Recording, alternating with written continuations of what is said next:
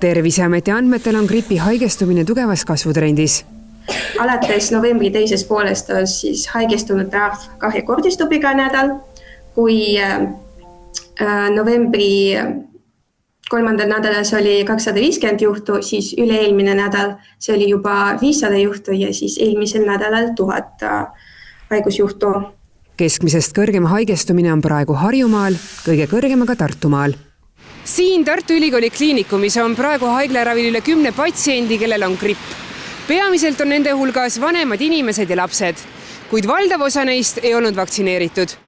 Täna on kliinikumis haiglaravil 13 patsienti gripiga. Covidiga on näiteks meil poole vähem praegult ja gripi tõttu hospitaliseerimine on suurenenud alates siis eelmise nädala lõpust.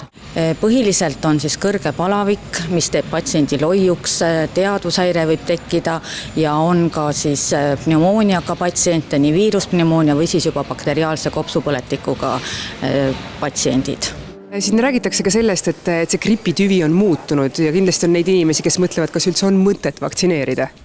Et ikka on vaktsineerida vaja, sest et kuigi praegune vaktsiin täielikult ei kaitse haigestumisest, aga see ikkagi hoiab raskemast haiguse kulust. Ehk siis kui inimene ei ole vaktsineeritud üldse, siis tal on ikkagi suurem tõenäosus, et teda hospitaliseeritakse raskema gripiga. Aga kui ta on vaktsineeritud, siis ta ikkagi nakatab gripi, aga siis ta ei põe nii raskelt, et teda on vaja hospitaliseerida. Kui nüüd täna vaktsiin teha, siis kuna see nii-öelda reaalselt mõjuma hakkab? No üldiselt öeldakse, et 2 nädalat võtab aega, kui need kaitsekehad tekivad. Ja kuidas siis ikkagi veel peale vaktsiini ennast kaitsta selle eest, et grippi ei haigestuks? No vanad head tõed, et haigena ärge minge tööle, haige laps jääb koju ja ei lähe lasteaeda ega kooli.